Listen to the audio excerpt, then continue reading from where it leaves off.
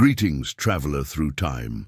Let your head sink gently into the pillow and allow that soft weight to carry you somewhere else. Somewhere the daylight is fading into warm amber across worn old stones.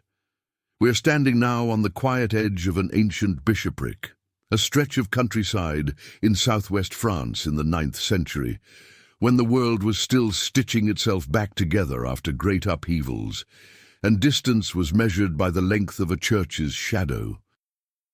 I'm just an old historian, happy to whisper forgotten things. If sleep finds you along the way, I'll smile and keep talking anyway.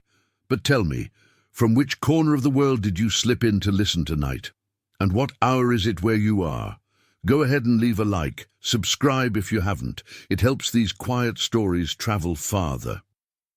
A late afternoon breeze drifts past, carrying the sharp bite of wood smoke mixed with the sweet, yeasty scent of crushed grapes turning to wine.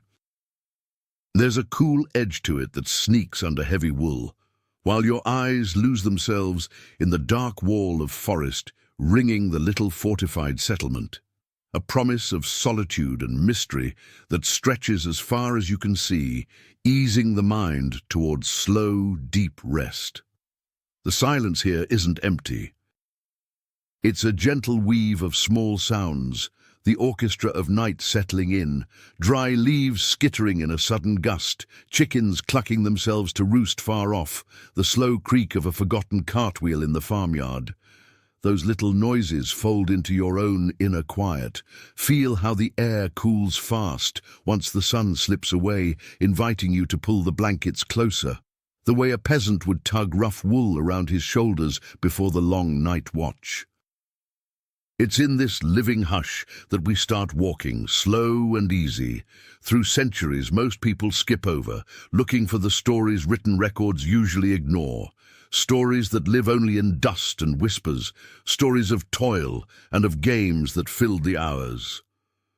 As we walk, the great shadow of Saint-Fructueux Abbey falls across us. Its dark stone walls drink up what little light is left, standing like a beacon of faith and learning in a time when everything felt uncertain. It's strange, isn't it? How even back then people never stopped looking for distraction, for ways to test body and soul. What we now call games were often raw rehearsals for war or survival, shaping a person for the hard edges of medieval life. One of the oldest traditions echoing across the fields was archery contests, not just to sharpen hunting or defense, but sometimes taken to shocking extremes. Nobles who wanted perfect marksmen would stage events where precision was tested in ways that make us flinch today. Picture it. Beneath the watchful eye of wooden towers, in rough clearings, the targets weren't straw or painted boards. To mimic the pressure of real battle, lords sometimes used condemned men, debtors, outlaws, anyone the law had marked. They'd be tied to posts or tree trunks a good distance away and turned into living targets. The goal wasn't always to kill, just to skim close enough to terrify, to prove nerve and aim under the worst kind of stress, where one tremble could end a life and stain the shooter's honor. Grim as it was, that training forged warriors who wouldn't blink when the time came to loose an arrow at another man across an open field. It's a cold glimpse of how practical people could be. Throwing games had their own dark twists, often woven into festivals that started pagan and got a thin coat of Christian paint, but kept their old hearts. The calendar was ruled by saints' days and harvest cycles, and any fun was tied tight to those rhythms. Driving out bad spirits and hoping for good crops blurred together with plain old entertainment, and things could turn strange and grim without warning. In some lonely villages, during midsummer fires or the lingering echoes of Beltane, there was a thing called cat-throwing. Around huge bonfires on feast nights like St. John's, folks believed tossing black cats, linked to witchcraft and bad luck, into the flames purified the year ahead. The crowd would cheer and bet on whose throw went farthest or fastest, nervous laughter mixing with the screams. To them, it was half ritual, half sport, a small sacrifice for healthy fields and fat cattle. Looking back, it's unsettling, but it reminds us how fiercely cats, especially black ones, were feared and hunted across medieval Europe. A fear that only grew darker as centuries rolled on. The crunch of gravel underfoot keeps us grounded as the sounds grow clearer and the smoke smells stronger. Notice how the few torches flicker, showing a face here, hiding a corner there, playing a soft game of light and mystery. You might feel a faint tightness in your chest, the gentle thrill of brushing against something long buried, something the big history books leave out but everyday people lived. That quiet unease is the very breath of the Middle Ages. A hard life where death waited around every bend, yet people still carved out ways to let off steam through contests that danced on the edge of danger. Rules shifted with the mood of the local lord or the village's superstitions. The nobles played on a grander scale, but no less deadly. Their games carried ceremony, shining armor, bright banners, yet underneath was the same raw violence. The clang of heavy metal and the roar of the crowd made a brutal kind of music. One particularly shocking court entertainment was the medieval gladiator pit.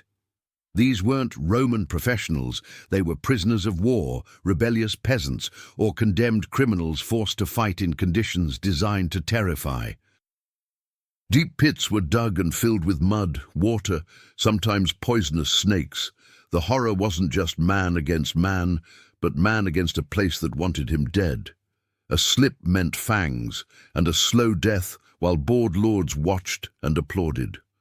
The smell of wet earth and faint rot hangs in the air when you picture those places, where a human life was worth less than an afternoon's thrill. Even the joust, the very picture of chivalry for most of us, had its lethal shadow versions. Away from the grand tournaments with their blunted lances and strict rules, local lords sometimes staged jousts to the death. Sharp points, no mercy. The goal wasn't to unhorse your opponent, it was to run him through, leave him bleeding on the dirt, while the crowd decided whose honor shone brighter. All that talk of knightly codes could melt away when bloodlust and pride took over. The gleam of polished armor one moment, the dull red stain the next. The crack of lance on shield, it's beautiful and ugly at the same time. You feel a chill that isn't from the night air, and it gently nudges you to look away, back to the safe distance of our quiet fireside, and to close this first slow walk together, the cruelest court game of all, the human tightrope. Condemned men or desperate souls were made to balance on ropes stretched high over cliffs or castle drops. One wobble, one gust of wind, and it was over. The court watched, sipping wine, waiting to see who could stay up longest. It wasn't skill honored like an acrobat's, it was pure sadistic gambling on another person's terror. That game lays bare a piece of the Middle Ages we can't ignore. How easily life could be spent for a few minutes of royal excitement, how absolute power sometimes killed empathy stone dead. The soft creak of rope in the wind, the little sway you feel just thinking about it. Take a slow breath and let the tension drift out. Here in the twilight of the 9th century, with grape must and wood smoke in the air and the night chill pulling us inward, we see that medieval play was almost always an echo of the bigger fight to stay alive. Power, superstition, and the hunger for spectacle, no matter how cruel. Let tomorrow morning's gentle mist rise over the fields and wrap these dark images in something softer. Let it carry you toward peace. Let your breathing slow, easy and steady, until the echo of those darker games fades like smoke in the wind, giving way to the gentle night settling over the little village. Now the warm, yeasty smell of bread baking in stone ovens drifts past, mingling with the cool, damp scent of freshly turned earth from the ploughed fields. It's that same quiet tug-of-war between comfort and hardship that shaped every medieval day. Feel the rough linen against your skin, simple and protective, as we turn toward the ordinary games, the ones played far from castles and chronicles, where strength and cunning were tested in the dust of everyday life. Picture the ball games that were everywhere, though calling them games feels almost too tidy. They weren't anything like modern soccer with neat rules and referees.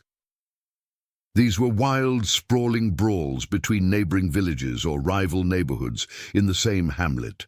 The aim was simple: get a leather ball, sometimes even a dried animal head, from one end of a field or a stream or a whole valley to the other, by any means necessary. Fists flew, legs tangled, bodies hit the mud. From a distance it looked less like sport and more like a small riot. What's fascinating is how often priests and even kings tried to ban them. Too many broken bones, too many old grudges flaring up. But the bans never stuck. People needed the release. All the pent-up frustration of endless toil had to go somewhere.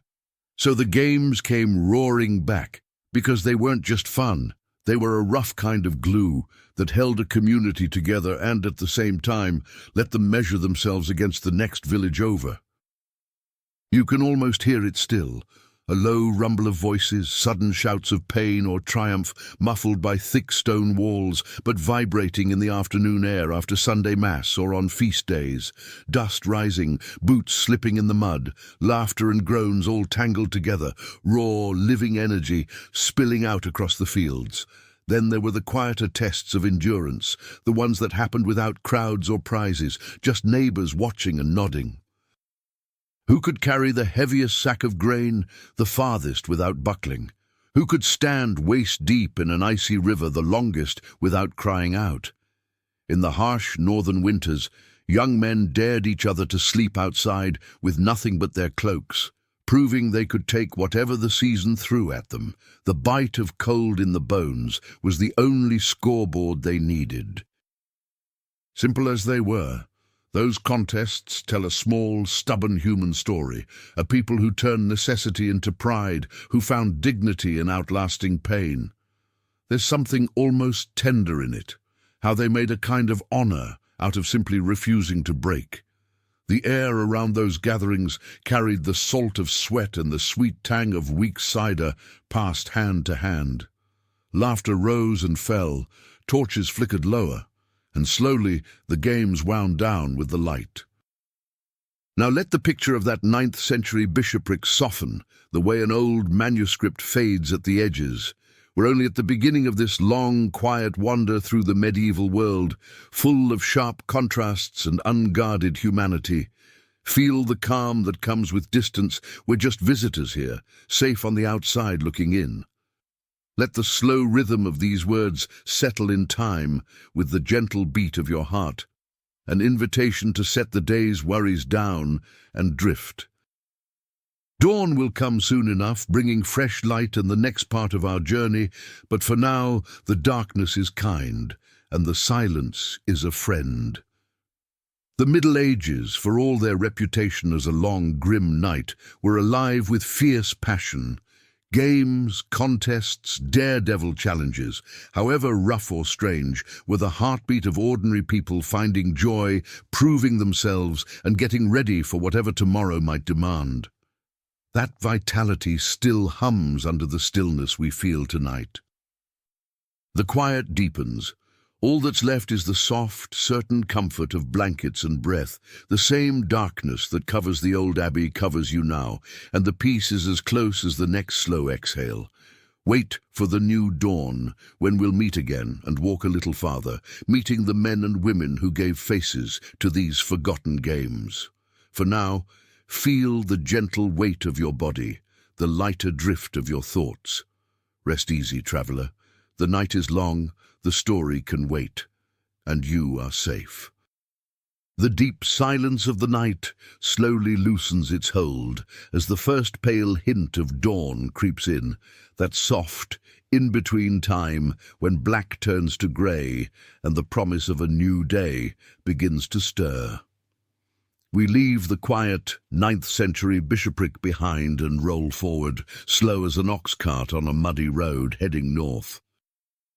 By and by, we find ourselves on the windy coastlands of 11th century Normandy, near the stone walls of a stern castle, where feudal ties have tightened and everything is shaped by the needs of war.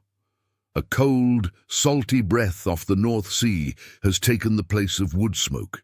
Somewhere in the distance, hammers are already ringing on anvils, life starting again before the sun has even cleared the horizon. This is where we meet Elias, a sturdy 17-year-old squire with steady eyes and broad shoulders. He serves Baron Thierry, a hard man who loves wrestling bouts and dawn-to-dusk training more than feasts or song. Elias is the first real face in our story, the kind of young man the Middle Ages were full of, body and future both forged in sweat and steel, every day a step closer to knighthood or an early grave.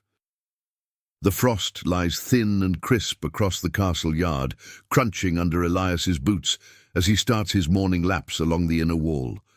The world is all cold greys and deep blues, slowly warming into softer light. He doesn't feel the bite. He's too busy breathing hard and keeping his pace. To him, this isn't play, it's duty, and maybe the only ladder he'll ever have to climb out of servitude. One of Baron Thierry's favourite drills, and the one the squires secretly dread most, is the armour run. It isn't a gentle jog.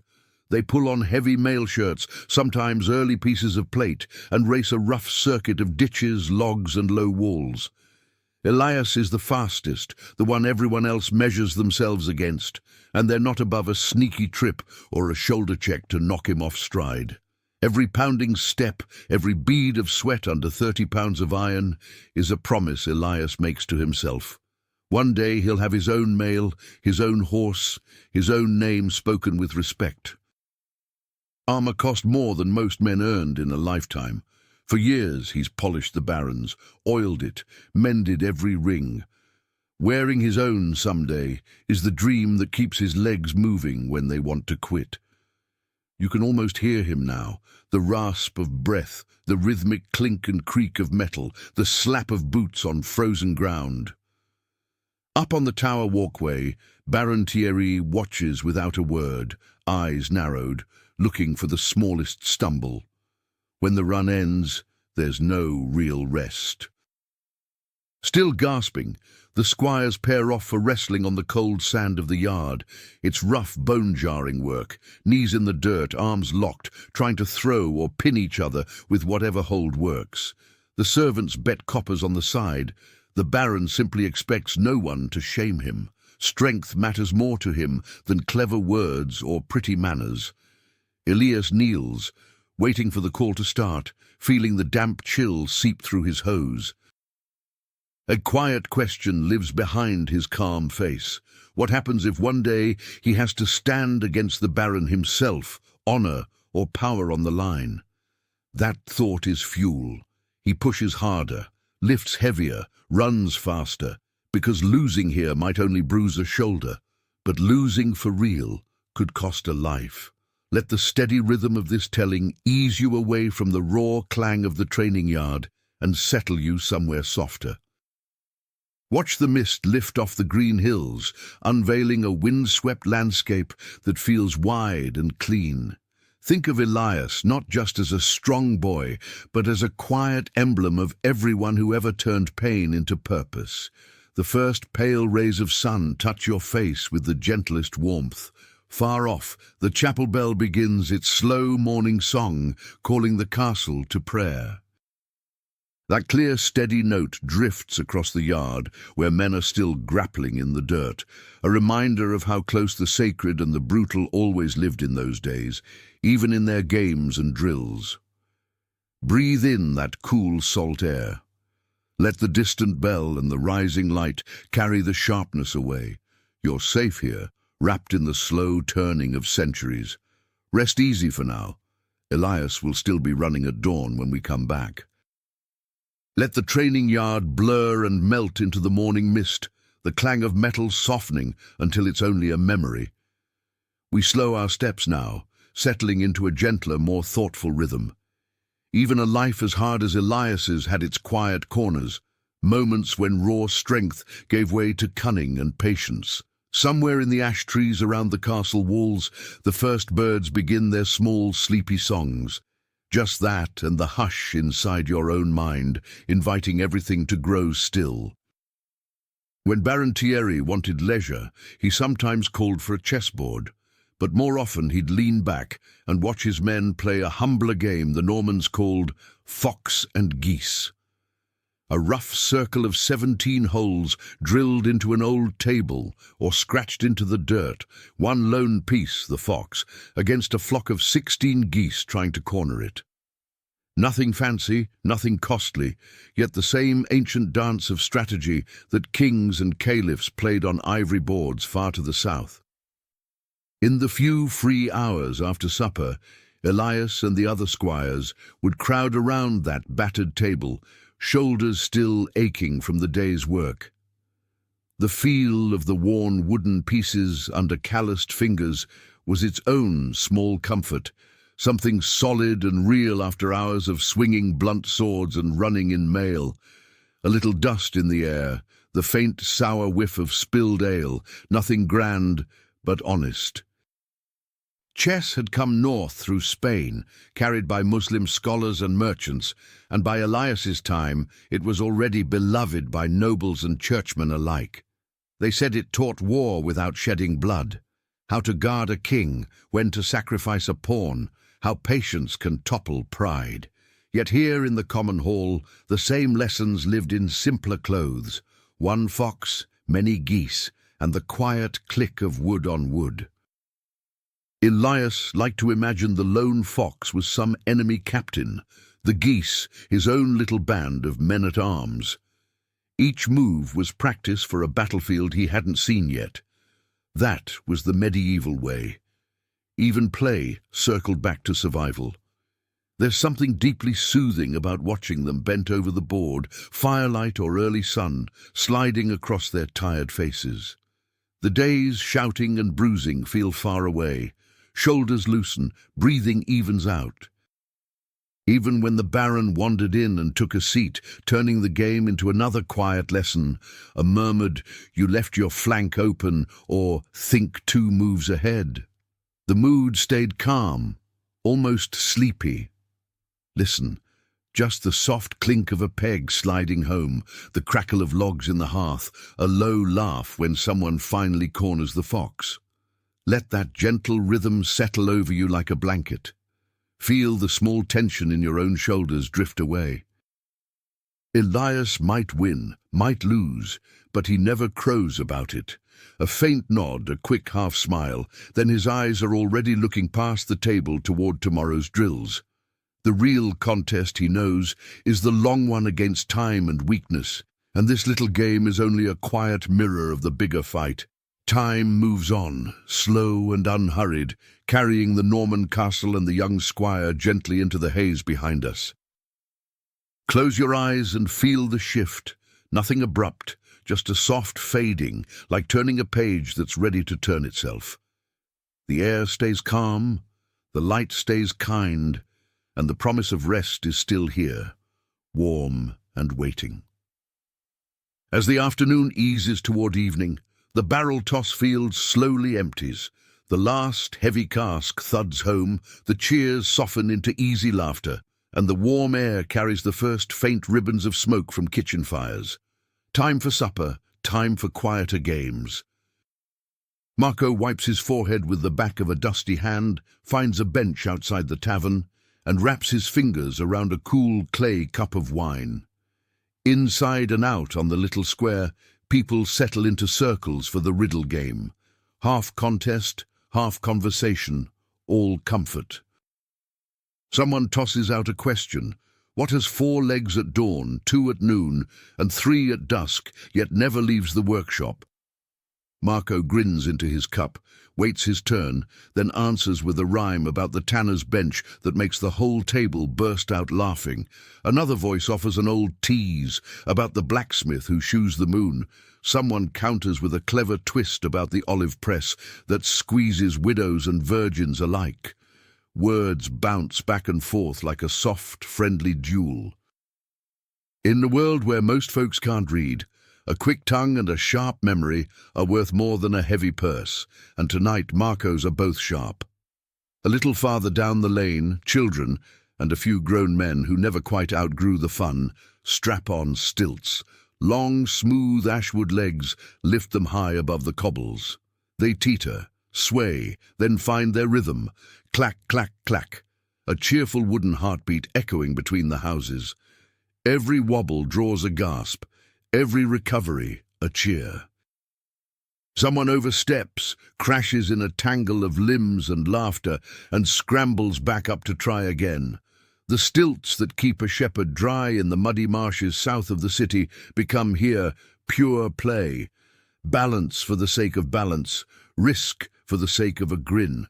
The light turns golden, then amber, sliding across warm brick and terracotta roofs. The air cools by slow degrees, carrying the smell of bread and wood smoke and the last sweet traces of olive oil from the presses. Everything feels rounded at the edges, gentler. Marco leans back against the tavern wall, eyes half closed, listening to the stilts clack away into the distance and the soft rise and fall of voices trading riddles. Strength got him noticed this afternoon. Cleverness is keeping him smiling tonight. Same man, different games, same quiet pride. Let all of it settle over you like that same slow cooling air, the easy laughter, the click of wooden stilts, the satisfied murmur of friends trying to outwit one another with nothing more than words. Nothing here is hurried. Nothing hurts. The day has done its work. The contests have been won and lost with good humor, and the little town is folding itself into evening, the way a cat curls into a sun-warmed corner. Close your eyes and breathe in the faint sweetness of wood smoke and wine. Feel the gentle weight of an ordinary, well-spent medieval day resting on your shoulders, light as a linen shirt. Tomorrow the light will shift again and carry us somewhere new, but for now, the square is quiet. The riddles are answered. The stilts are stacked against a wall and everything is at peace. Rest here a while. The night is kind, and there's nowhere else you need to be. The last warm voices of the Italian square fade into twilight, and we drift away like a dry leaf caught on a cool updraft. One gentle turn of the wind, and we're somewhere else entirely, high in the German hills of the 12th century, where the air is thin and sharp with the scent of burning beeswax, frankincense, and crushed medicinal herbs from the infirmary garden. We've come to the Abbey of St. Theodorus, a sturdy island of stone and silence amid dark pines. The only sound at first is the slow rise and fall of distant Gregorian chant, notes that seem to float out of the church and settle over the cloister like soft snow. Here, in a quiet corner of the walled herb garden, lives Brother Lothar, an old scribe whose fingers are more often stained with ink than dirt, yet who carries a secret fondness for the stone put. It isn't a grand tournament, it's simply the brothers and the lay workers staying strong for the endless labor of building and repair. When a new wing of the infirmary is needed, or the bell tower must be raised another story, it is arms like these that lift the blocks into place. So once or twice a week, in the hush of late afternoon, a dozen brown-robed figures gather among the lavender and sage, pick up a smooth river stone the size of a small loaf, and see who can send it farthest across the grass. Brother Lothar is past 60, slight and stooped from years bent over manuscripts, but when it's his turn he straightens, breathes once, twice, murmurs a quiet prayer not for victory but for strength to do God's work, then swings.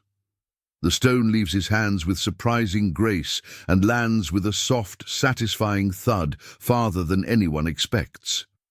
A few of the younger brothers smile. The abbot, watching from the cloister arcade, gives the smallest nod of approval. That is all the prize there is, and it is enough. Feel the cool weight of the stone in your own palms for a moment, river-smooth, damp from mountain mist, solid and real. Hear the single crisp thump as it meets the earth, then the immediate hush that folds back over the garden like a blanket. The cold evening breeze moves through the pines and across the nape of your neck, carrying the faint sweetness of incense and the deeper green smell of crushed herbs underfoot. Everything here is measured, deliberate, gentle. The same arms that copy psalms by candlelight can still heft stone when the abbey requires it. Strength is simply another form of prayer. Let the slow, liquid rise and fall of the chant settle into your breathing. Let the cool air and the quiet thud of the stone carry you farther down into stillness. Nothing is rushed, nothing is loud. Even competition in this high, cloistered place has learned to speak in whispers. Rest inside that whisper for a while. The garden is peaceful, the stone has been thrown, and the evening office will soon begin. All is well. As the sun lifts clear of the pines, the garden stirs with a different kind of quiet motion. Brother Lothar's stone has long since settled into the grass, and now another small group of monks gathers at the edge of the cloister garth for the bundle walk. A heavy bundle of fresh-cut firewood, or sometimes a pair of long, smooth poles, is hoisted onto each man's shoulder. The path ahead is narrow, twisting between herb beds and fruit trees, littered with roots and loose stones. The task is simple: carry the load from the wood store to the kitchen door without spilling a single stick, without stepping off the worn dirt track, and, though no one says it aloud, in the fewest breaths possible. They move one by one. Bare feet or rough sandals find their places carefully. Shoulders adjust, muscles remember old lessons. You hear only the soft crunch of earth, the faint rustle of shifting wood, and the slow, steady breathing that marks a monk at prayer even when he is walking. The rough bark bites gently into palms and collarbones. The sweet scent of pine resin and apple blossom drifts across the path. There is no shouting, no laughter, only the quiet satisfaction of a bundle set down intact and the almost imperceptible nod when someone finishes a fraction sooner than yesterday. The bell will ring for tierce soon enough, but for these few minutes the work itself is the devotion, and the little contest folded inside it is as natural as breathing. Feel the cool morning air settle on your own skin, the gentle weight of imagined wood across your shoulder, the slow, deliberate placement of each foot. Everything here moves at the pace of a heartbeat that has learned to be patient. The bundle is laid by the kitchen door. Another brother lifts the next load. The sun climbs a little higher, gilding the stone walls and turning the dew on the grass to tiny sparks of light. Let that same unhurried rhythm carry you. Let the faint scent of resin and distant incense, the soft crunch of earth under careful steps, ease every last ripple of hurry from your mind. The abbey garden grows quiet again. The bundles are all delivered, the path is empty, and the only thing left is the deep, steady peace that comes when effort and prayer have walked the same narrow track together. Rest inside that peace. The stone has fallen softly, the wood has been carried, the morning office is beginning.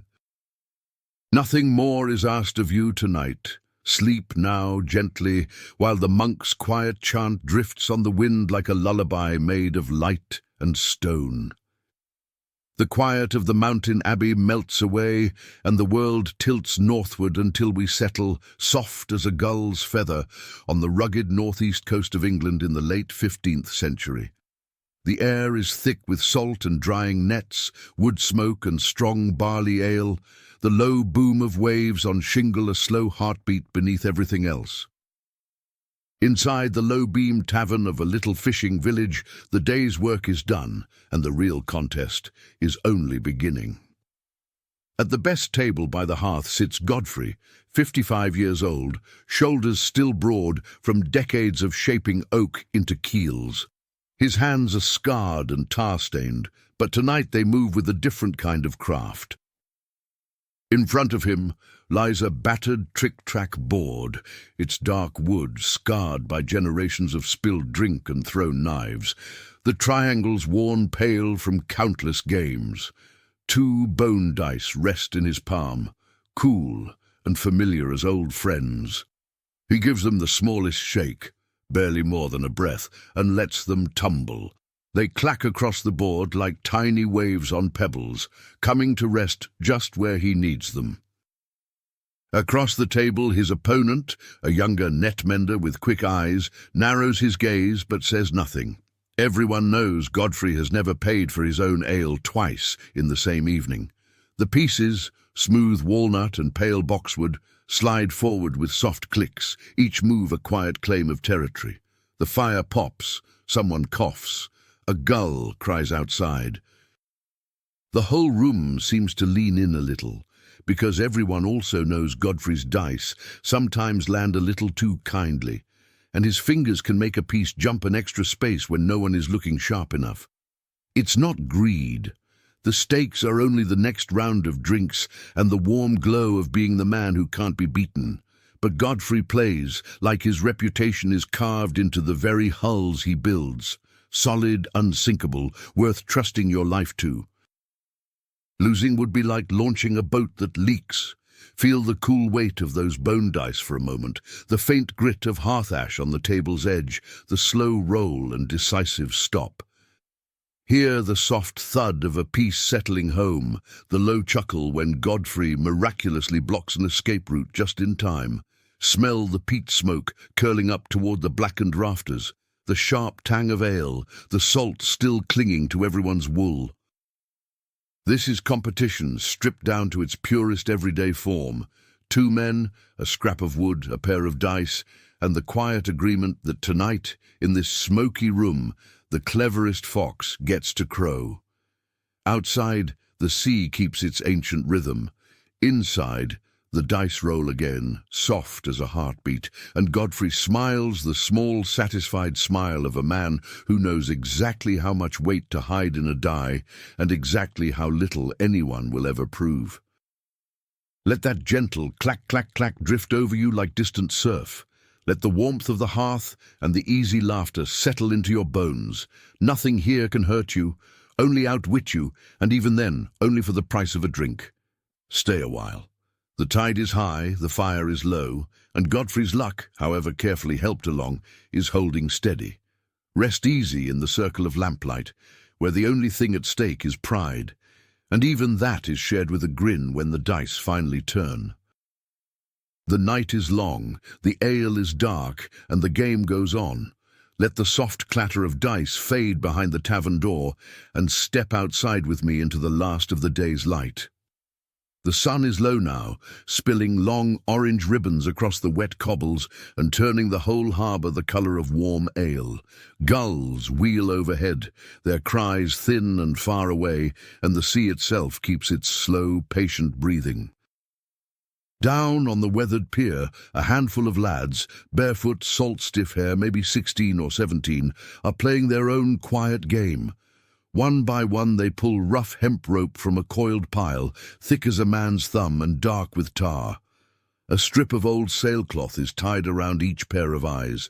Then the contest begins. Who can tie and untie the trickiest knots fastest, using nothing but the feel of the cord under calloused fingers? You hear only the soft creak of the pier, the slap of water against barnacled posts, and the low murmur of the older fishermen leaning on barrels, watching. A bowline appears almost by magic in one boy's hands, the rope looping and slipping through itself as if it knows the way. Another works a sheet bend so clean the two lines look like they grew together. When the blindfold comes off, the knot is perfect, and the old salts nod, slow, serious nods that mean more than any purse of silver. Feel the rope yourself for a moment, coarse, damp, smelling of tar and brine, and years of sun. It's alive under the fingers, almost warm, and every twist is a promise. I will hold the sail in a gale. I will keep the boat tied when the tide turns angry. I will bring you home. That is the real prize. Not laughter or ale, but the quiet knowledge that when the black night comes and the wind screams, these same hands will remember what they did in play. The air cools quickly once the sun touches the horizon. A soft, salty mist begins to rise from the water, settling on your skin like the gentlest blanket. The boys coil their ropes, shoulder their jackets, and head back toward the lantern glow of home. The gulls settle. Even the waves seem to hush, as if the whole coast is drawing one long, slow breath. Let that breath be yours. Let the faint creak of timber and the distant slap of water against hull carry you. The dice are quiet now. The knots are tied and untied. The day's small victories are tucked away like coiled line, ready for when they're needed. There is nothing left to prove tonight. The sea has taken the light, the village has folded itself into lamplight and quiet voices, and the only thing moving is the gentle tide of your own breathing. Stay here on the edge of the pier a little longer. Feel the cool mist, hear the soft hush of water, and let the whole long day, dice and knots, strength and cunning, tavern and harbour, settle into something simple and kind.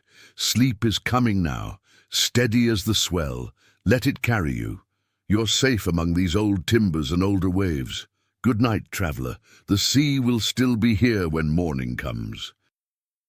The salt and tar of the English coast slip away, and suddenly the air is warmer, heavier, humming with cinnamon, cloves, and the bright bite of fresh lemon peel carried on a breeze straight from the docks. We are in late 14th century Genoa, where every street smells of money being made and every glance measures who owes whom. Down in the harbour, the water is a sheet of hammered turquoise. 6 long, lean galleys, each painted in the fierce colours of its own sestiere, lie rocking gently at the starting line. Banners snap overhead, crimson and white for Molo, green and gold for Maddalena, black and silver for San Teodoro. The crowd on the breakwater and along the sea wall is a single living thing, roaring already, though the horn has not yet sounded.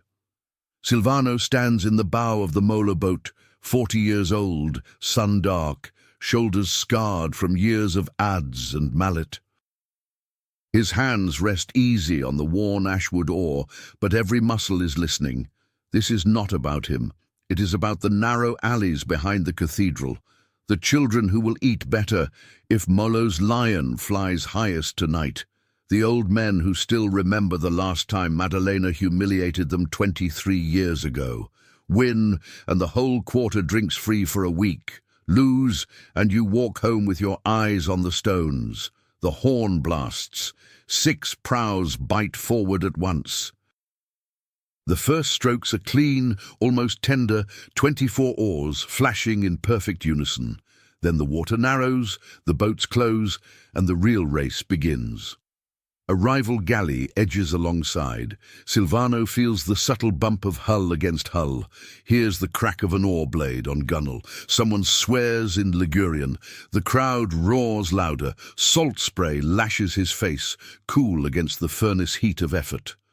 The oar handle is slick now with sweat and seawater, but his grip never slips. Stroke, breathe, stroke, breathe. The rhythm is older than the city itself. Ahead, the turning buoy looms. Silvano leans into the turn. The boat heels, timbers groaning like an old church door. For one heartbeat, the world is nothing but blue water, blue sky, and the thunder of 24 hearts beating as one. Then they are round, driving back toward the harbour mouth, Maddalena half a length behind and coming fast. The last 100 strokes feel endless and instantaneous at once. Lungs burn, shoulders scream, but the line of painted posts marking the finish slides closer, closer. Silvano does not shout. He simply sets the pace a fraction harder, and 23 men answering without a word. The lion banner snaps straight out in the wind as they surge across the line first. For a moment, there is only the slap of water against the hull and the ragged breathing of exhausted rowers. Then the harbour explodes. Church bells join the cheering. Women wave scarves from balconies. Children scramble down the seawall to touch the winning prow as though it were holy. Silvano rests his forehead against the sun-warm wood of the oar, eyes closed, feeling the boat rock gently beneath him. Salt stings his split lip. He smiles anyway. Tonight, the taverns of Molo will run dry, and tomorrow, the children will draw lions on every wall.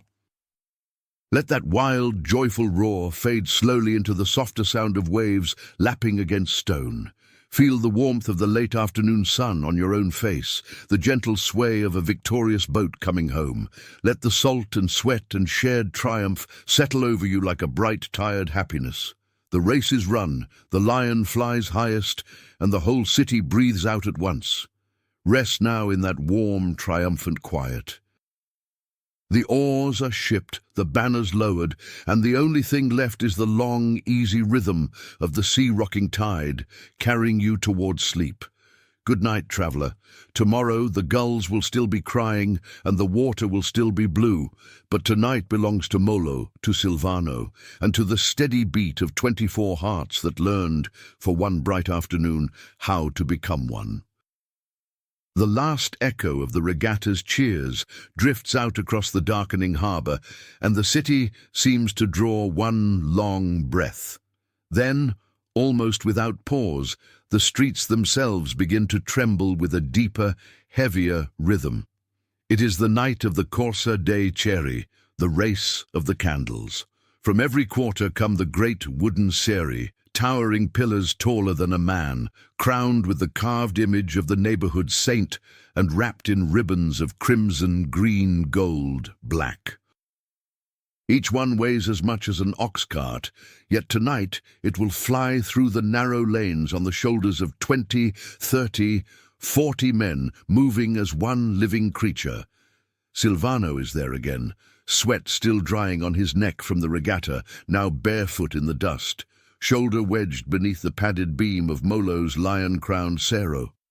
The wood is cool at first, lacquered and smooth, smelling faintly of beeswax and old incense.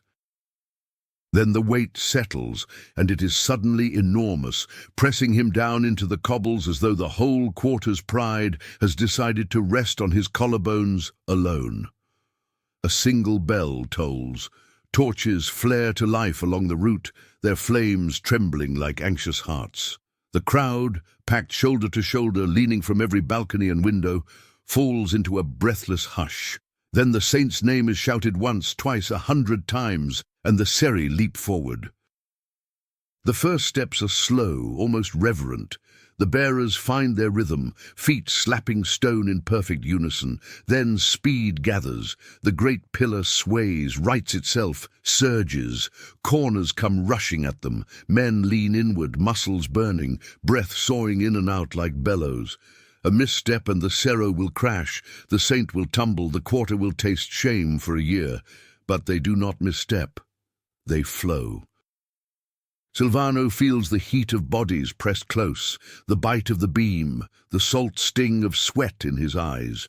He no longer hears individual voices, only one vast rolling roar that lifts them, carries them, drives them up the steep incline toward the cathedral square. Torches stream past in golden blurs. Somewhere above, the lion banner snaps like a sail in a gale.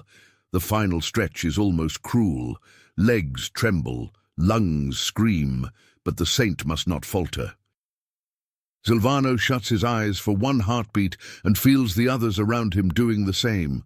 40 men breathing as one, willing the sero onward by sheer stubborn love. They cross the line first. The lion roars. The sero is lowered gently, reverently, to rest before the cathedral steps, and only then do the bearers let themselves collapse, laughing, weeping, kissing the dust beneath the saint's painted gaze. High above, the torch flames settle into steady, quiet burning against the night sky. Let that steady flame be the last thing you see. One calm tongue of fire, bright and unafraid, watching over a city that has poured its whole heart into a single, perfect effort. Feel the cool evening air on your own shoulders now, lighter, as though some of the weight has been lifted from you too. The streets are quieting, the seri stand at rest. Silvano and his brothers sit in the square sharing wine from a single cup, too tired for words, too happy for sleep. Stay in that quiet happiness a while. Let the faint smell of melted wax and warm wood, the distant murmur of grateful voices, and the gentle flicker of torchlight rock you the way the sea once rocked the winning galley. Everything that needed proving has been proved tonight. The saint is pleased, the quarter is proud, and the night is deep and kind. Close your eyes. The torch still burns, steady and soft, and it will keep watch until morning. Good night, traveler. You belong here too, for this one peaceful moment, among the tired, triumphant bearers of the lion. Rest. The race is over, and you helped carry it home. The last bright clamour of Genoa fades the way a wave retreats from the shore, leaving only the soft hush of wind over grass. We have drifted far north and many years back to a quiet Yorkshire valley in the gentle heart of the 13th century. The air here is cool and sweet, with the scent of cut hay and warm earth after rain. Bees drift lazily between clover heads.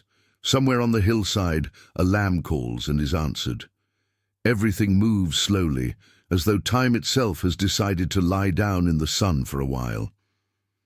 At the edge of the little cluster of wattle and daub cottages sits Eliana on a low stool by her door, a shawl the colour of moss around her shoulders. Her hands, knotted and capable, rest in her lap, but her eyes, still bright as a girl's, follow every small motion on the patch of smooth grass in front of the alehouse. A dozen young people have gathered for the old ring and pin game. A slender hazel stick no thicker than a thumb is driven into the ground.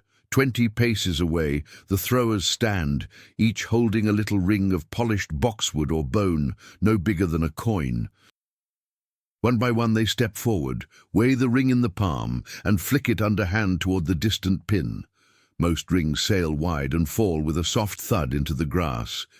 When one lands true, sliding neatly down the stick with a faint wooden click, a quiet "ah" rises from the watchers, warm as hearth smoke. Eliana never raises her voice, but every so often she murmurs, "Elbow lower, child," or "Wait for the breath to leave you first." And the thrower adjusts without looking back, because everyone knows Eliana's eye has not dimmed, and her wrist remembers everything the years have taken from it. Feel the sun on the back of your own neck, the faint prickle of cut grass underfoot. Smell the sweet dust that rises when a ring misses and lands.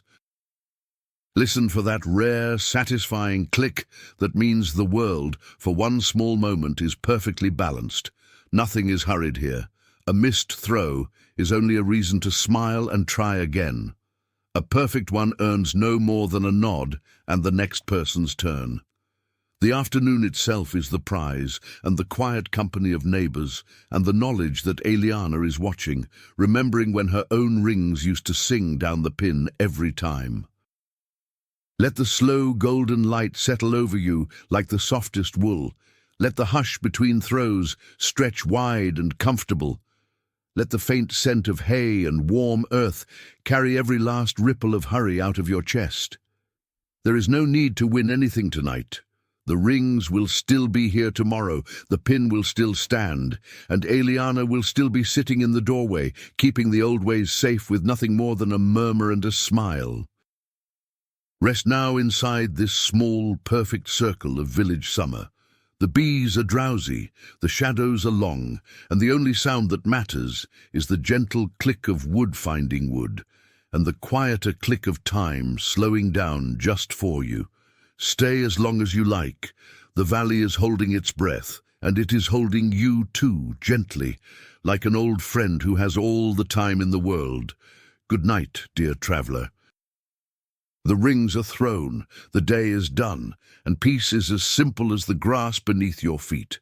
The ring and pin game has ended. The young people drift away to their chores, leaving only the faint scent of crushed grass and the low evening light. Now, as the first cool breath of dusk moves down the valley, a small knot of men gathers in the open space between the cottages. They carry no sharp steel, only blunt practice swords of ash wood, worn smooth by generations of hands. A single flute begins, 3 quiet notes repeated like a heartbeat, and the sword dance starts. Sleep now gently, while the monk's quiet chant drifts on the wind like a lullaby made of light and stone. The quiet of the mountain abbey melts away, and the world tilts northward until we settle soft as a gull's feather on the rugged northeast coast of England in the late 15th century. The air is thick with salt and drying nets, wood smoke and strong barley ale. The low boom of waves on shingle a slow heartbeat beneath everything else.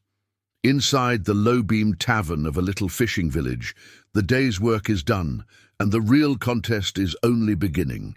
At the best table by the hearth sits Godfrey, 55 years old, shoulders still broad from decades of shaping oak into keels. His hands are scarred and tar-stained, but tonight they move with a different kind of craft. In front of him lies a battered trick-track board, its dark wood scarred by generations of spilled drink and thrown knives, the triangles worn pale from countless games. 2 bone dice rest in his palm, cool and familiar as old friends. He gives them the smallest shake, barely more than a breath, and lets them tumble. They clack across the board like tiny waves on pebbles, coming to rest just where he needs them. Across the table, his opponent, a younger net-mender with quick eyes, narrows his gaze but says nothing. Everyone knows Godfrey has never paid for his own ale twice in the same evening. The pieces, smooth walnut and pale boxwood, slide forward with soft clicks, each move a quiet claim of territory. The fire pops, someone coughs, a gull cries outside. The whole room seems to lean in a little, because everyone also knows Godfrey's dice sometimes land a little too kindly, and his fingers can make a piece jump an extra space when no one is looking sharp enough. It's not greed. The stakes are only the next round of drinks and the warm glow of being the man who can't be beaten. But Godfrey plays like his reputation is carved into the very hulls he builds, solid, unsinkable, worth trusting your life to. Losing would be like launching a boat that leaks.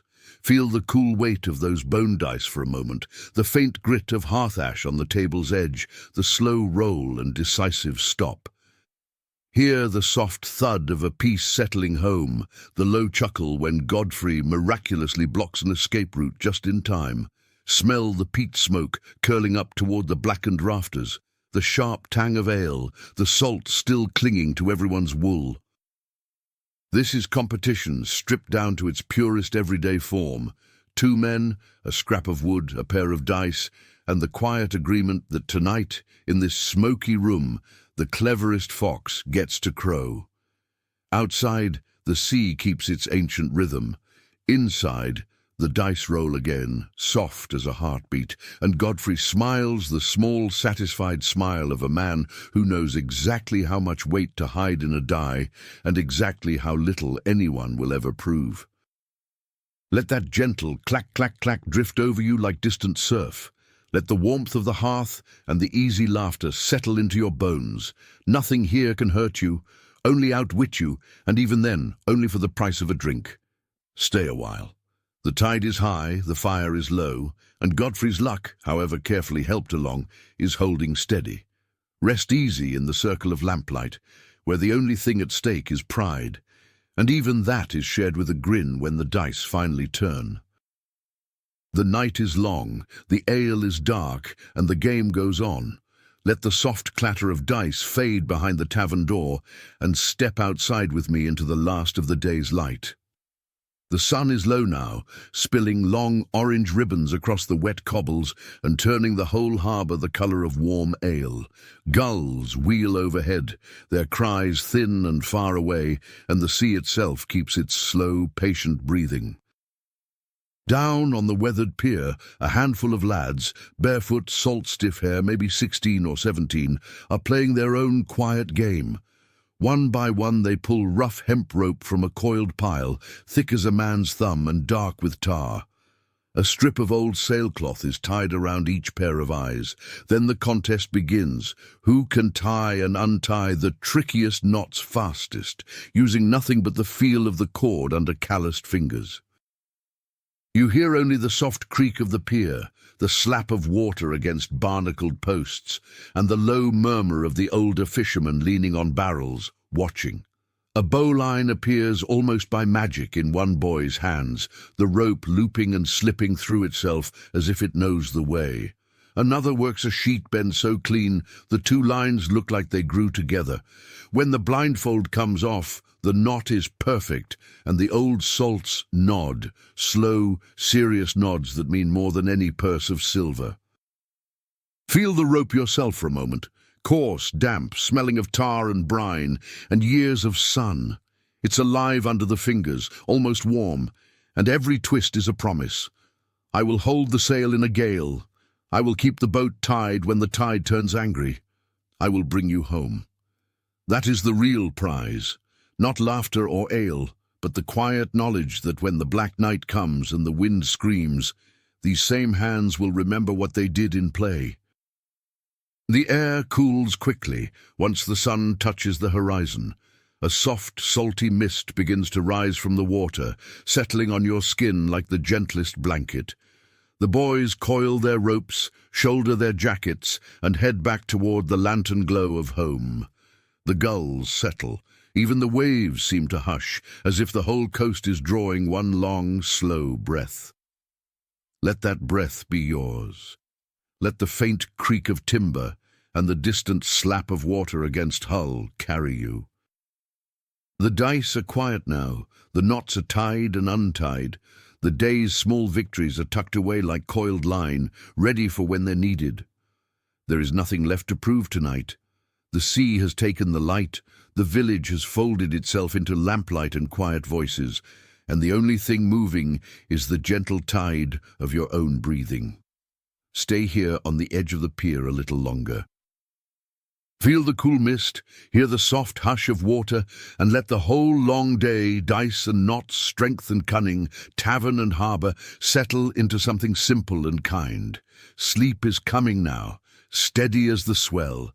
Let it carry you. You're safe among these old timbers and older waves. Good night, traveller. The sea will still be here when morning comes.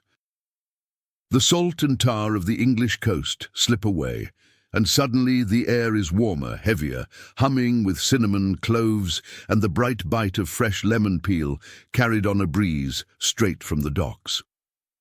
We are in late 14th century Genoa, where every street smells of money being made and every glance measures who owes whom. Down in the harbour, the water is a sheet of hammered turquoise. 6 long, lean galleys, each painted in the fierce colours of its own sestiere, lie rocking gently at the starting line. Banners snap overhead, crimson and white for Molo, green and gold for Maddalena, black and silver for San Teodoro. The crowd on the breakwater and along the sea wall is a single living thing, roaring already, though the horn has not yet sounded. Silvano stands in the bow of the Molo boat, 40 years old, sun-dark, shoulders scarred from years of adze and mallet. His hands rest easy on the worn ashwood oar, but every muscle is listening. This is not about him. It is about the narrow alleys behind the cathedral, the children who will eat better if Molo's lion flies highest tonight, the old men who still remember the last time Maddalena humiliated them 23 years ago. Win, and the whole quarter drinks free for a week. Lose, and you walk home with your eyes on the stones. The horn blasts.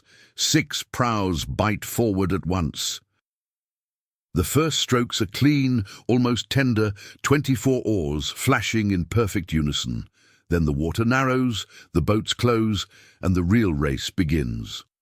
A rival galley edges alongside. Silvano feels the subtle bump of hull against hull, hears the crack of an oar blade on gunwale. Someone swears in Ligurian.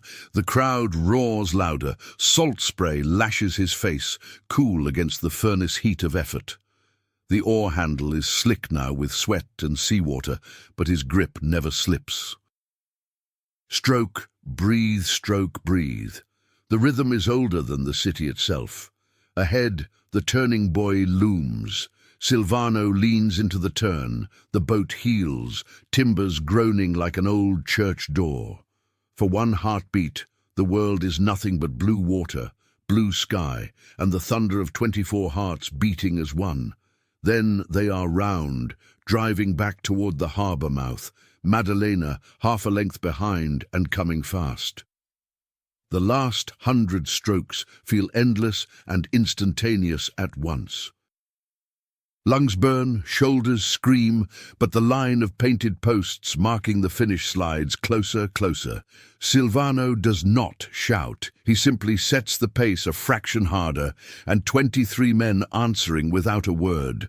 The lion banner snaps straight out in the wind as they surge across the line first. For a moment, there is only the slap of water against the hull and the ragged breathing of exhausted rowers. Then the harbour explodes. Church bells join the cheering. Women wave scarves from balconies. Children scramble down the seawall to touch the winning prow as though it were holy. Silvano rests his forehead against the sun-warm wood of the oar, eyes closed, feeling the boat rock gently beneath him. Salt stings his split lip. He smiles anyway.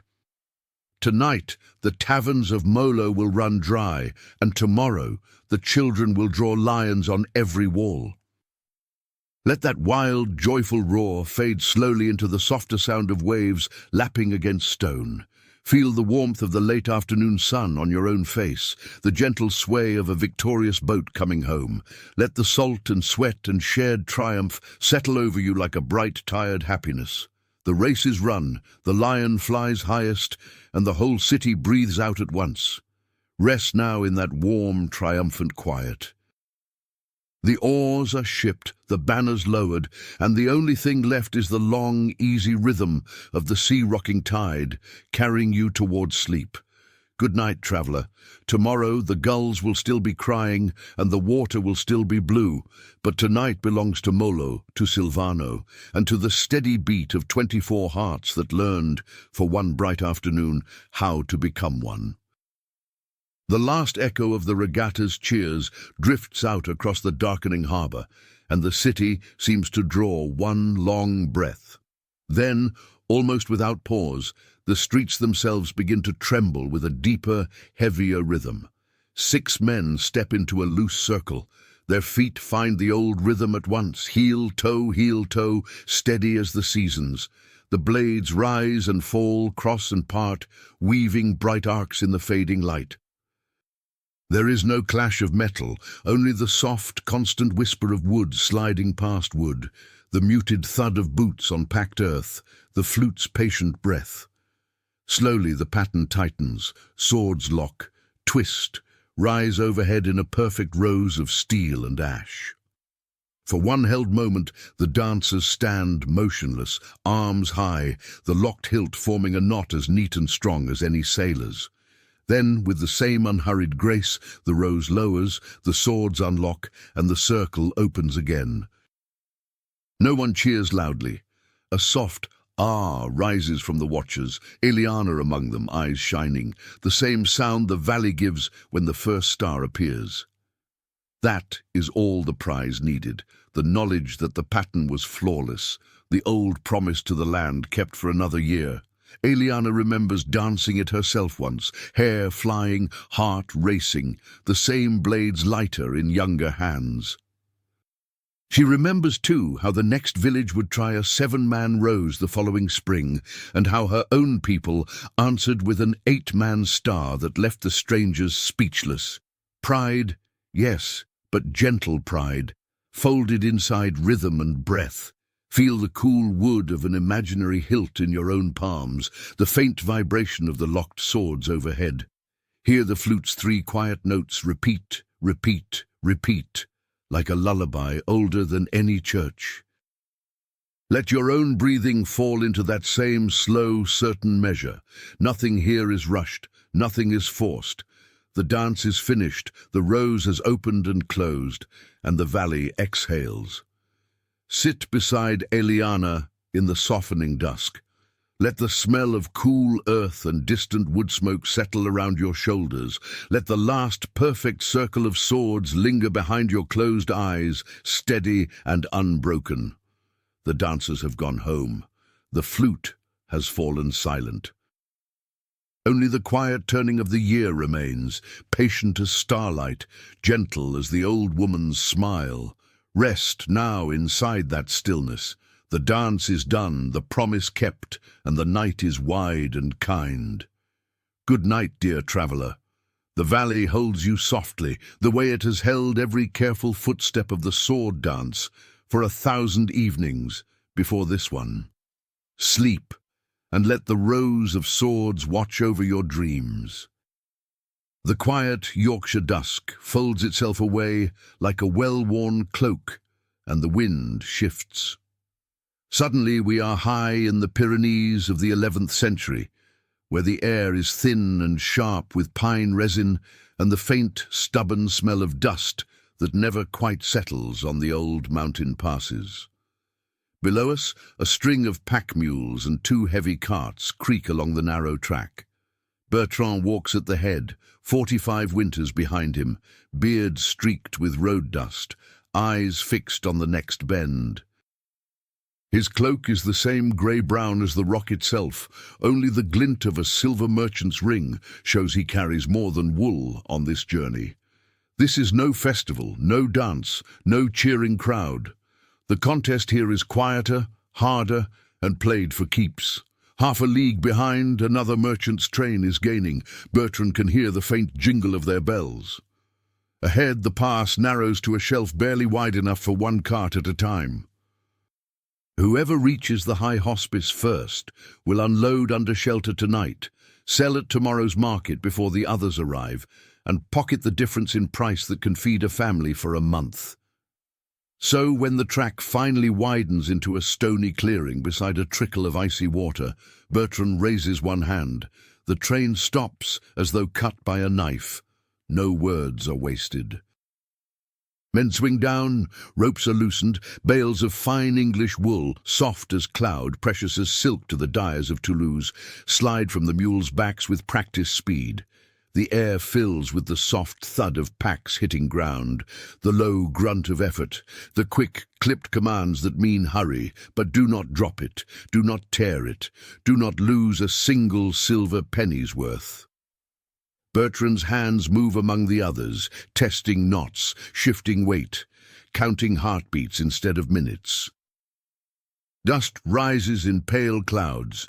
The cold wind cuts straight through wool and leather, but sweat still finds its way down every spine. Another train's dust is already visible on the far slope. 10 more bales. 5, one last heave, and the carts stand empty, the mules already reloaded with lighter goods for the descent. Bertrand allows himself the smallest tightening at the corner of his mouth. Not quite a smile, but close enough for a man who measures victory in minutes saved and coins kept. They are moving again before the rival train has even reached the clearing. Feel the rough wool against your own shoulder for a moment, the bite of the wind, the steady, relentless rhythm of feet and wheels that never quite pause. Hear the small, necessary sounds, rope creaking, wood knocking wood, breath sawing in and out of tired lungs. Smell the sharp tang of sweat and pine and the faint, clean scent of the wool itself. There is no roar of approval here, no garland, no cup of wine. Only the quiet satisfaction of knowing the hospice gate will open for you first, that tomorrow the best prices will be yours, that your children will eat meat twice this winter instead of once. The path winds on, narrow and unforgiving, disappearing between walls of stone and sky. The sun slips lower, gilding the dust that still hangs behind Bertrand's little train like a fading banner. Let that slow, steady rhythm of hoof and wheel settle into your bones. Let the cold, clean air fill your lungs. Let the long, twisting road stretch out ahead, patient and endless, carrying you forward at the only speed that matters, just fast enough. The mountain keeps its own counsel. The wind sings its thin, high song. And somewhere far below, the next valley is already waiting, quiet and kind, with firelight and supper and a corner where a tired merchant can rest. Keep walking, traveller. The road is long, the load is heavy, but the way is sure and the night is coming soft. Good night. The pass will still be here when you open your eyes, and Bertrand will already be a mile closer to home. The last creak of Bertrand's cart fades into the high, thin air, and the mountain night folds itself around us like a dark wool cloak. Somewhere below, a small fire glows, only a handful of embers now, enough to warm a tin cup of barley broth and keep the wolves at a respectful distance. The men take turns. 2 hours awake, 1 hour of shallow, uneasy sleep, wrapped in a thin blanket on the cold ground, the mules dozing on their feet nearby. Eyes sting, thoughts drift like smoke. Yet every time the wind shifts, ears strain for the crunch of a careless footfall that never quite comes. Bertrand sits with his back against a boulder, knees drawn up, cloak pulled tight. He is 45, and tonight feels every winter of it, but his gaze stays steady on the faint line of the pass ahead. Across the fire, one of his younger drivers has already slipped into deeper sleep. Bertrand lets him rest. Tomorrow the boy will need clear eyes when they reach the valley market. Tonight the watch is his, and the quiet pride of keeping the train moving a full day ahead of the others is worth the ache behind his eyelids. Higher up the slope, a lone pilgrim passes, bare feet on stone, staff tapping softly, heading the other way toward Compostela. He has taken a vow of silence and walks without food or complaint. Bertrand lifts a hand in greeting. The pilgrim inclines his head, eyes bright in a gaunt face, and keeps moving. 2 men, one driven by silver, one by absolution, both measuring the same dark hours with the same stubborn heartbeat. Above them the stars burn cold and impossibly clear, so close it feels you could scoop them into your palm. The wind moves through the pines with a sound like distant water. Nothing else stirs. Feel the hard ground beneath your own shoulder blades for a moment, the small, steady warmth of the dying fire on your cheek, the slow drag of exhaustion that somehow feels clean, earned. Breathe the sharp scent of pine smoke and cold stone. Listen to the hush that is not empty but full of miles already walked, miles still to come, and the quiet certainty that dawn will find you ready. The night is long, but it is honest. Every minute kept awake is a coin saved, a prayer answered, a promise kept. Far below, the first pale blade of sunlight touches the highest snow. Bertrand stands, stretches cramped limbs, and the little caravan stirs like a single creature waking. Packs are tightened, mules nuzzled into motion, and the road begins again, one deliberate step at a time. Let that slow, steady rhythm rock you now. Let the cold, clean air fill your lungs. Let the vast, quiet mountain night settle over you like the gentlest blanket. There is nothing left to prove tonight. The watch is kept, the road is open, and the stars have kept their ancient promise to guide the weary home. Rest, traveller. The pass is quiet, the fire is low, and morning is already on its way. Good night. Sleep as deeply as you dare. Bertrand will wake you when it's time to walk again. The mountain night loosens its grip, and the world tilts south and centuries earlier, until we stand beneath a sky so wide and blue it feels newly washed. We are in the heart of Al-Andalus, 10th century Andalusia, where the air shimmers with saffron, orange blossom, and the cool breath of water running in marble channels. In the shaded courtyard of a modest house of learning, Faris sits cross-legged on a woven reed mat. He is 25, slight, dark-eyed, the sleeves of his linen robe rolled high. Before him lies a small, polished disc of silvered bronze, no wider than his palm. Around him, half a dozen friends and fellow students wait in the same quiet hush that falls over a mosque just before prayer. The game begins. A single shaft of sunlight slips between the latticed arches and strikes the courtyard floor. Faris lifts the mirror, tilts it with the patience of a calligrapher guiding a reed pen. A bright coin of light appears on the far wall, trembles, steadies, then begins its slow, deliberate journey. It must pass through a ring of pierced brass, touch the center of a tiny circle drawn in red ink 20 paces away, then vanish into a cup no larger than a thimble. One breath too deep, one flicker of the wrist, and the light scatters like spilled water. The others take their turns. Points of light drift across the cool white plaster like fireflies, with somewhere important to be. When Faris plays, the courtyard seems to grow quieter. Even the fountain holds its voice. His hand moves in tiny, perfect arcs. The light obeys. Ring, circle, cup. Again, again. Each success is greeted only with soft nods and the faintest curve of smiles. Applause would feel as clumsy as shouting in a library. Feel the small, smooth weight of the mirror in your own palm, cool at first, then warming to your skin. Feel the sun's gentle pressure on your wrist as you guide a living thread of light across the stillness. Hear your own breath, slow and even, the distant pluck of a lute string from another courtyard, the hush of water sliding over stone. Nothing here is rushed. Nothing is loud. Precision is its own quiet reward, and every perfect reflection is a line of poetry made visible. Let the warm, spice-laden air settle over your shoulders. Let the soft play of light and shadow across the tiles carry your thoughts the way Faris carries the sunbeam, gently, exactly, without strain. The game ends when the shaft of sunlight moves on and the courtyard falls into cool blue shade. The mirrors are put away. Someone pours sweetened water scented with rose. Faris leans back against the wall, eyes half closed, a small, satisfied curve at the corner of his mouth. The light has gone where it was meant to go, and for a little while the world feels perfectly aligned.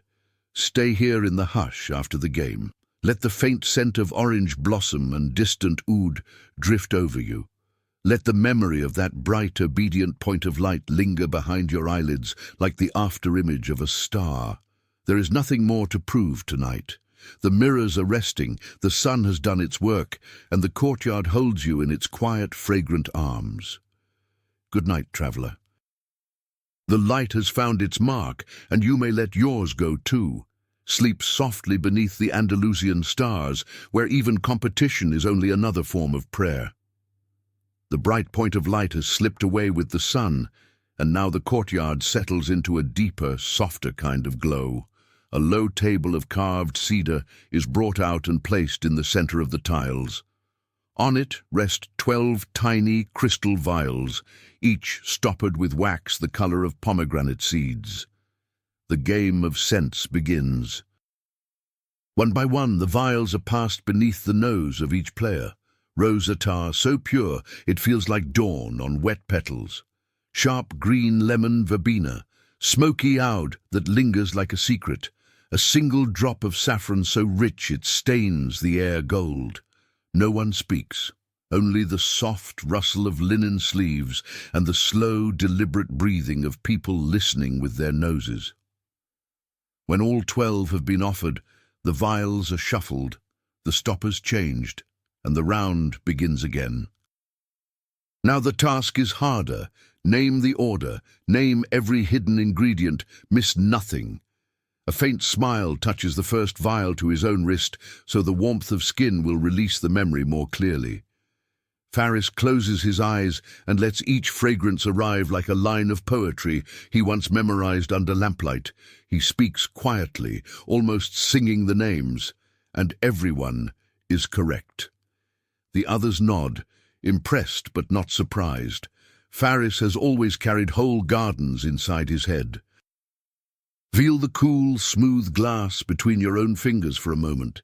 Let the ghost scents drift across the back of your thoughts. Orange blossom, sweet as forgiveness. Ambergris, deep as midnight. A trace of clove that warms the throat, though nothing has been swallowed.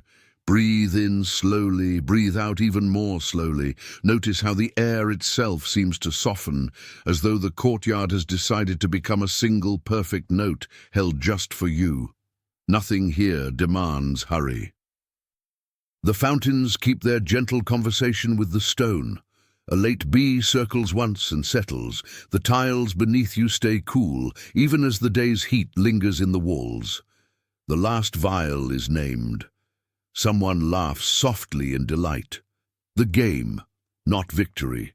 The bottles are gathered, stoppered, put away. Rosewater is poured into tiny cups. The scent rises like a quiet blessing. Stay in that fragrant hush. Let the slow, rich layers of perfume settle over you the way dusk settles over the rooftops of Cordoba. Warm, lingering, impossible to rush. Every breath is a small, perfect journey through a garden that exists only while you remember it. Faris leans back against a pillar, eyes closed, a faint smile still playing on his lips. The courtyard holds its breath with him, and now it holds you too. Good night, traveller. The vials are sealed, the poems have found their scents, and the night air is heavy with sweetness. Sleep inside the perfume. Let each slow exhale carry you deeper into the garden that lives behind your eyelids. Nothing more is asked of you tonight. The game is finished, the memory perfect, and peace smells faintly of roses and distant rain. The warm, perfumed dusk of Al-Andalus fades like the last note of a lute, and a colder wind finds us. We are high in the Scottish Highlands, 14th century, where the mist clings to the hills like an old friend, and every glen smells of wet heather and slow-burning peat. A wide, grassy shelf has been cleared above the little cluster of black houses.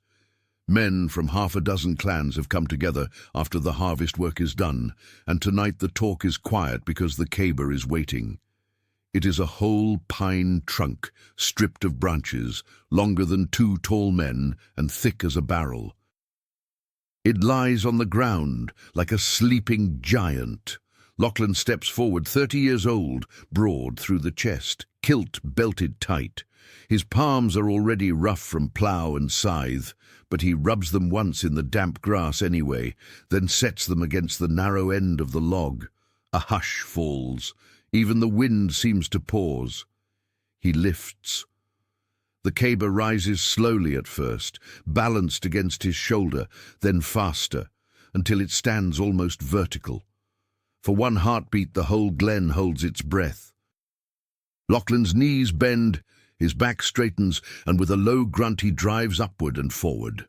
The great log leaves his hands, turns once in the air, slow, stately, perfect, and comes down with a heavy, satisfying thud exactly at the 12 o'clock mark, the root end pointing straight back at him like an arrow shot true.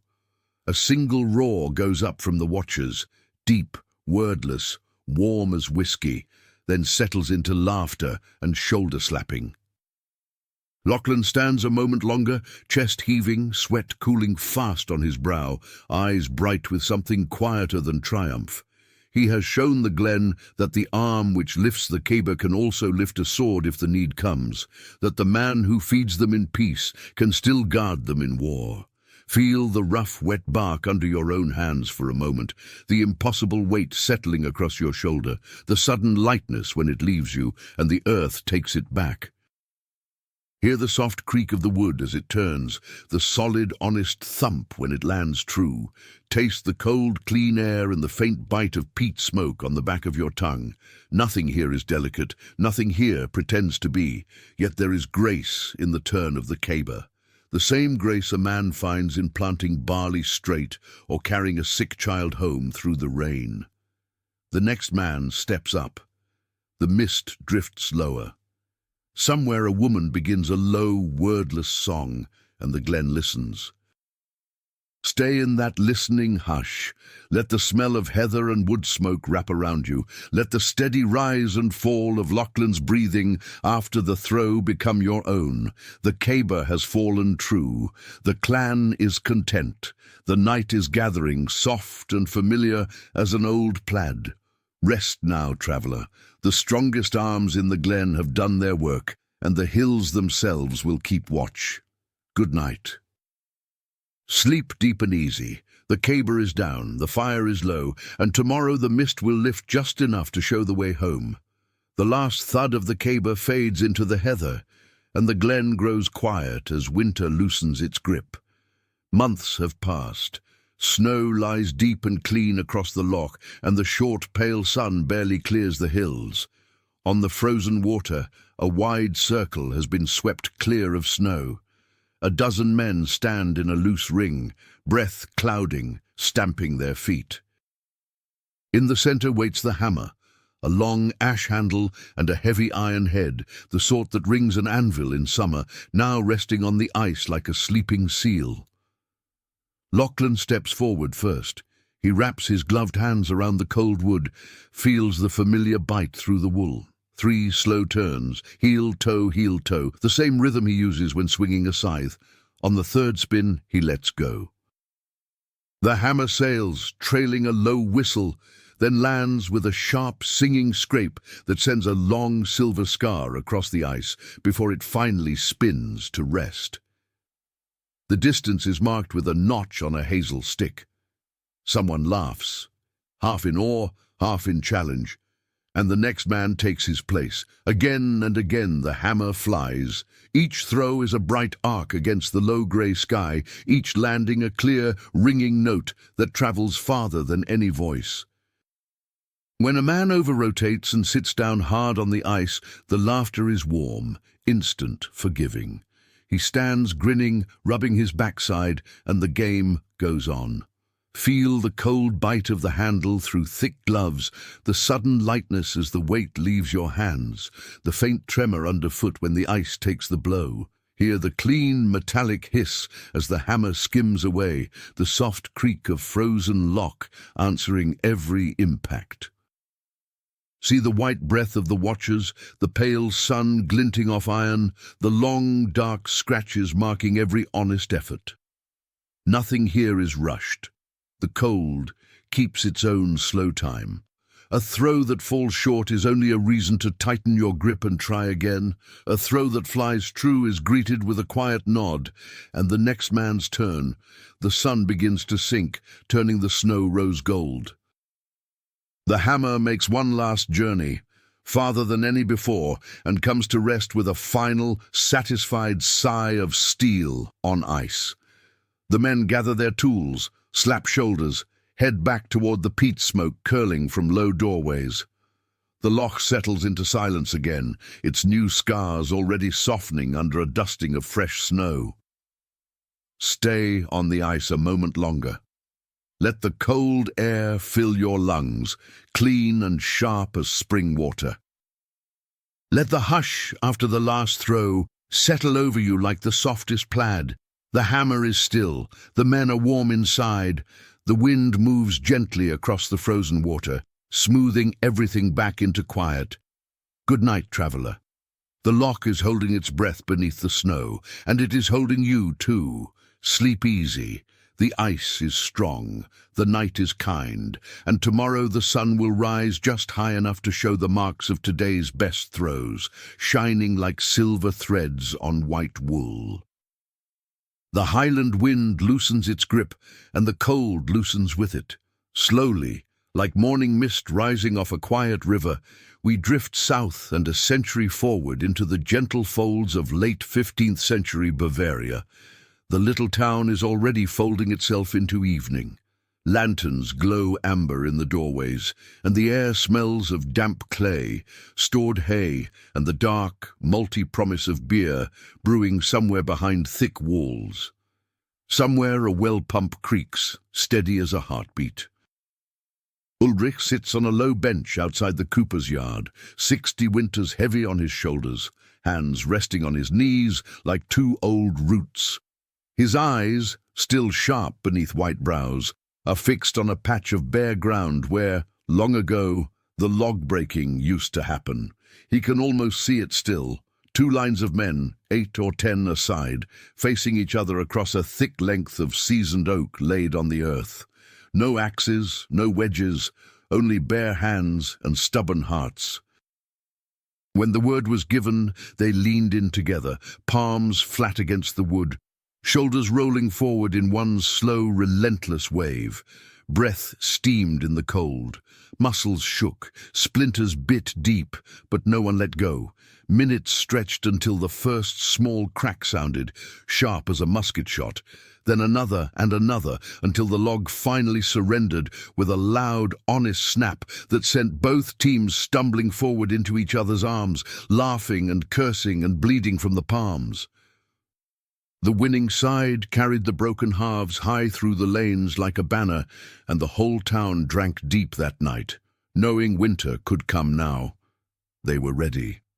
Ulrich flexes his gnarled fingers once, feeling the ghost of old splinters, the ghost of younger strength. A soft smile touches his mouth. The ground is empty tonight, the oak long since burned in someone's hearth. Yet the memory still stands there, solid as ever. Feel the cool, smooth, worn wood of the bench beneath you. Smell the faint sweetness of hay drifting from the barns, the deeper note of beer on the evening air. Hear the slow creak of the pump, the quiet voices of neighbors calling good night. Nothing needs proving any longer.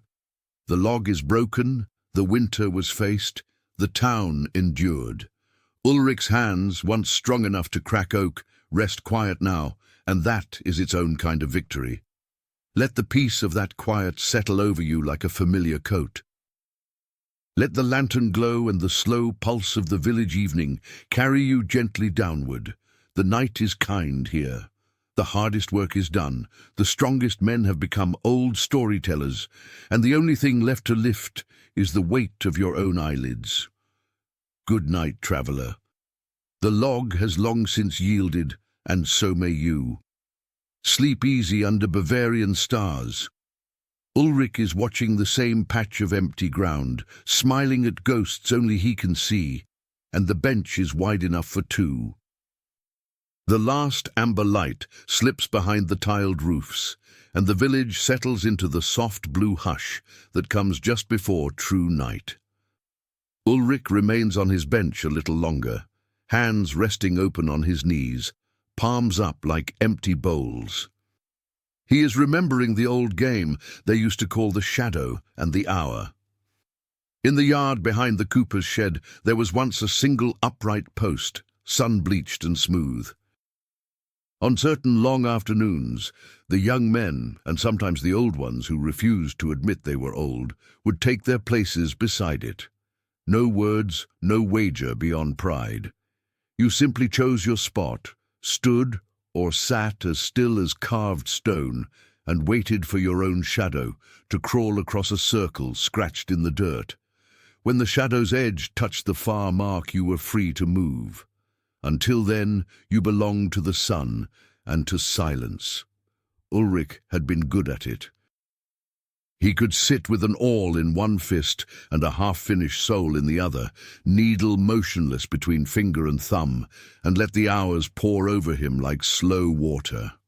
Ants marched across his boots, flies settled on his neck. The sun burned, then the wind cooled, and still he did not blink. The shadow moved 1 finger width at a time, patient as a monk copying scripture, and Ulrich moved not at all. He is doing it now, in a quieter way. The lantern outside the tavern has been lit. Its small circle of light reaches almost to his bench, but does not quite touch his boots. His shadow stretches long across the packed earth, thin and dark, and perfectly still. Somewhere a dog barks once and thinks better of it. The pump gives its last creak for the night. Even the wind seems to have decided to wait. Feel the evening coolness settle on your own shoulders, the small, familiar ache of a body that has worked all day and now asks only to be still. Feel the slow, deliberate rhythm of your breathing become the only clock that matters. The shadow lengthens, darkens, softens at the edges. There is nothing to win, nothing to prove. Only this, the quiet art of remaining. Ulrich's eyelids droop, but he does not move. The shadow has almost reached the place where the light ends and the night begins. When it does, the day will be finished, the journey complete, and he will rise, stretch, and go inside to supper and sleep. Stay with him in that final, perfect stillness. Let the scent of cool earth and distant wood smoke fill your lungs. Let the hush after the last sound wrap around you like the oldest, softest blanket. The shadow touches the mark. Ulrich exhales long and slow, and the bench creaks gently as he stands. Somewhere inside a door opens, warm light spills out, and a voice calls his name. The game is over. The waiting is done. Good night, dear traveller. The shadow has reached its place. The sun has kept its promise. And every contest, loud or silent, brutal or gentle, has brought us gently home. Sleep now. There is nothing left to hold you still. The night is kind, the village is quiet, and tomorrow is already waiting, patient as a shadow that has learned exactly where to stop. The last lantern in the lane has been trimmed low, and the village draws its shutters against the coming snow. Inside the tavern the fire is banked high, and the long table has been pushed back to make room for the final game of the season. They call it the Silent Harmony. A circle of perhaps 15 souls, Ulrich among them, sit with their simple instruments, a bone flute, a goatskin drum, a battered rebec, Ulrich's small dark lute. A single candle burns in the middle of the floor. When its flame gutters, that is the signal. One player begins a tune everyone knows, something slow and old, older than the church bells. He plays 4 measures, maybe 6, then stops dead. Silence falls like a held breath. A heartbeat later, another instrument picks the melody up exactly where it broke, as though no hand had ever left the string or lipped the pipe. Another stops. Another begins. The song keeps moving around the circle, passed from heart to heart, never once allowed to stumble or die.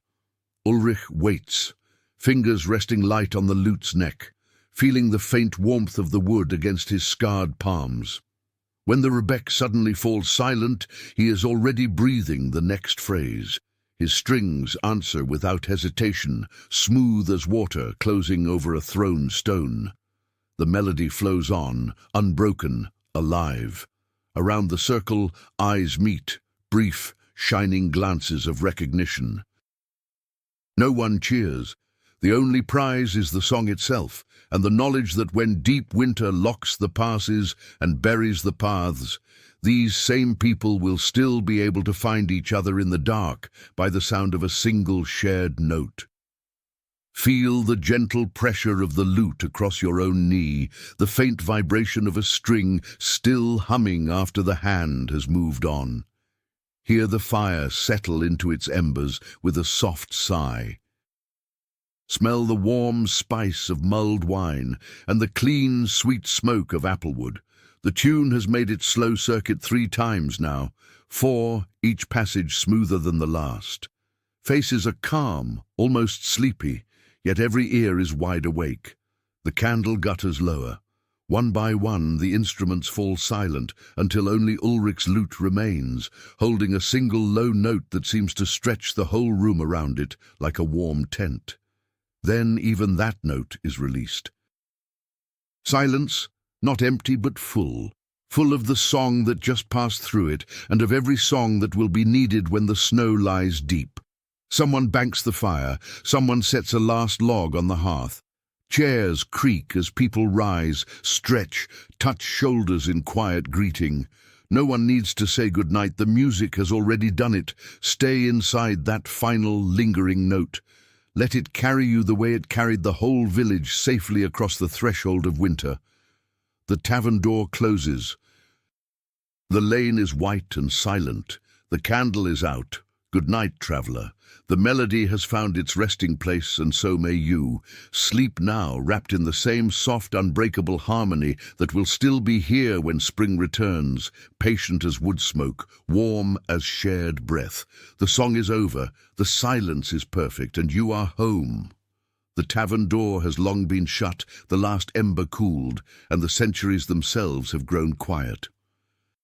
We are back where the journey once began, a small clearing in early medieval Gaul, just after rain. The earth smells newborn, moss and wet stone, and the faint sweetness of crushed grass. A single drop falls from the edge of a thatched roof, then another, steady as a slow heartbeat.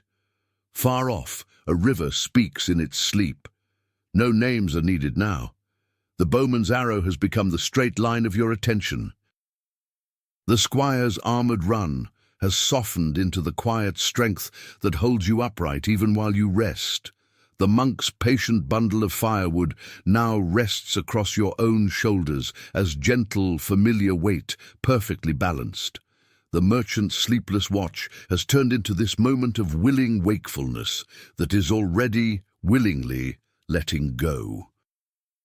Every contest we walked through, the thunder of oars, the crack of oak, the bright coin of sunlight guided by a trembling mirror, the single-held note passed hand to hand around a dying fire, was only practice for this one quiet victory.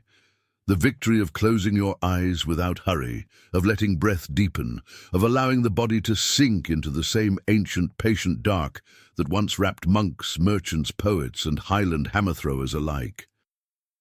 Feel the linen and wool around you, warm from your own living heat, soft as forgiveness. Feel the cool breath move in, move out, steady as the river that has never once forgotten its way to the sea. Feel the last small knot of day-loosened tension dissolve somewhere between shoulder and sheet. There is nothing left to win tonight. The caber has fallen true. The shadow has reached its mark. The melody has found its final, perfect silence. All the strength, all the cunning, all the patience of 1,000 years have carried you here to this ordinary, miraculous moment where the only task remaining is to sleep. So sleep, dear traveller. The rain has stopped, the roof is sound, the dark is kind, and every competition the human heart ever invented was only a long, roundabout way of teaching us how to do this one thing well. Let go, breathe, rest. Good night, you have already won. The gentle melody of water and the echo of centuries blend into complete silence, bringing our long journey to its natural close. Let that sense of peace spread slowly, like morning mist drifting over a freshly ploughed field. Medieval competitions, with their noisy jousts and quiet games of patience, reminded us that every era carries its own kind of struggle. And tonight, your sweetest victory is simply the ability to let go, allowing your mind to settle into its own slow, steady rhythm. Those poetic farewell metaphors return in subtle ways, echoing the images that opened our journey without ever naming the characters. The smell of burning firewood, which welcomed us at the beginning, is now the lingering warmth in your imagined hearth, a comfort that doesn't need flames to keep you warm. The rough rope that once tested a sailor's grip becomes the softness of your pillow, gently easing you into rest. And the bright colours of Genoa's banners fade into the smooth, quiet darkness that now surrounds your gaze, inviting you into peace. This gentle reflection between past and present shows us that the true reward behind all those competitions was consistency and devotion. Just as an algorithm values clarity and the promise it delivers, life asks us to keep our focus, whether we're carrying a heavy log or staying committed to a goal. The cool air that followed us through abbeys and mountains transforms now into the perfect balance of calm settling over your body as you rest.